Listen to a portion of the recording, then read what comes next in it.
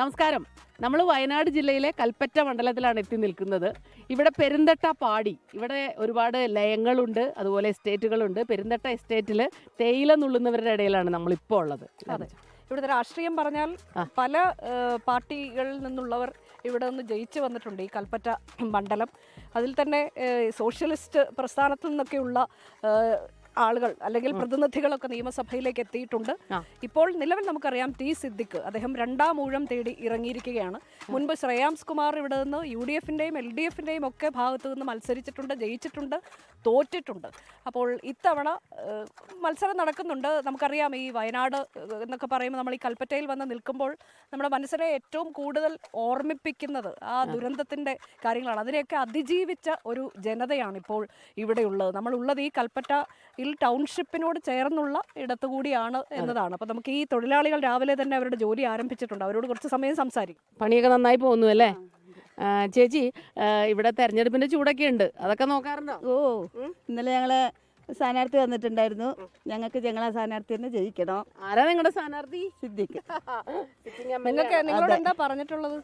വന്നിട്ട് എന്ത് കാര്യമുണ്ടെങ്കിലും അവരോട് പറയാൻ പറഞ്ഞു എല്ലാം സാധിച്ചു തരും. അവർക്ക് കഴിയുന്നത് പോലെ അവർ സാധിച്ചു തരുന്നുണ്ട്. ഉണ്ട് ഞങ്ങൾക്ക് ചെയ്തു തന്നിട്ടുണ്ട്. ഇതാ അവിടെയും കുറേ പേരുണ്ട്. ഇവര് അനുജ ഇപ്പൊ അവർ പറഞ്ഞനുസരിച്ചാണെങ്കിൽ ഓരോ വിഭാഗമായിട്ട് തിരിയും, എന്നിട്ട് ഓരോ ഏരിയയിലേക്ക് അവരങ്ങ് പോവുകയാണ് രാവിലെ തന്നെ. ഇവിടെ കുറേ ചേച്ചിമാരുണ്ട്. ജോലിയൊക്കെ എങ്ങനെ പോകുന്നു? ജോലി ഇപ്പൊ കുഴപ്പമില്ലാതെ അങ്ങനെ അങ്ങോട്ട് പോകുന്നു. ചൂടുകാലം പ്രശ്നമാണോ? ആണ്. അപ്പൊ 7 മണി മുതലാണ് ഞങ്ങൾക്കിപ്പോ വർക്കിന്റെ സമയം. 7 മണി മുതൽ 1 മണി വരെയാണ് ഇപ്പൊ ഞങ്ങളെ വർക്ക് ഉണ്ടായി. അപ്പൊ അതാ ഇവിടെ ഒരു ചേച്ചിയുണ്ട്, തിരക്കിട്ട ജോലിയിലാണ്. ഇത് മുഴുവൻ ഏകദേശം നിറയാറായി അല്ലേ? കുറച്ചുകൂടി ആയാൽ നിറയും. അവിടെ കൊണ്ട് വയ്ക്കണം വീണ്ടും അടുത്താൽ. അപ്പൊ എത്ര കാലമായിട്ട് ഇവിടെ ജോലി ചെയ്യുന്നുണ്ട് ചേച്ചി? ഞാന് 10-30 വർഷക്കായി. അപ്പൊ ഈ 30 വർഷമായിട്ട് ജോലി ചെയ്തുകൊണ്ടിരിക്കണം. അപ്പൊ ഈ സ്ഥാനാർത്ഥികള് ഭരണം മാറി മാറി വരും. നമ്മുടെ പ്രശ്നങ്ങൾ എന്തെല്ലാമാണ് ഇപ്പൊ അവരോട് പറയുന്നത്? ഞങ്ങൾ ഇന്നലെ സ്ഥാനാർത്ഥി വന്നപ്പോ കാര്യങ്ങൾ പറഞ്ഞു. അതൊക്കെ ഇനി സ്ഥാനാർത്ഥി ജയിച്ചിട്ട് ഞങ്ങൾക്കൊക്കെ ആയിട്ടുള്ള കാര്യം ശരിയാക്കി തരുന്ന ഉറപ്പ് കിട്ടിയിട്ടുണ്ട്. ഉറപ്പ് ഇന്നലെ പറഞ്ഞു. എത്ര കാലമായിട്ട് ഈ ഉറപ്പ് കിട്ടിക്കൊണ്ടിരിക്കുകയാണ്? പറയാൻ പറ്റൂല.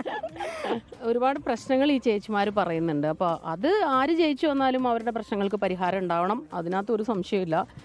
ഇപ്പോൾ ഇവിടുത്തെ സിറ്റിംഗ് MLA ഒരുപാട് വാഗ്ദാനങ്ങളൊക്കെ ഇന്നലെ പ്രചാരണത്തിന് വന്നപ്പോൾ, കഴിഞ്ഞ ദിവസങ്ങളിലൊക്കെ വന്നപ്പോൾ കൊടുത്തിട്ടുണ്ട് എന്ന് അവർ പറയുന്നു. ഇതൊക്കെ പരിഹരിക്കപ്പെടുമോ എന്നുള്ളതാണ്.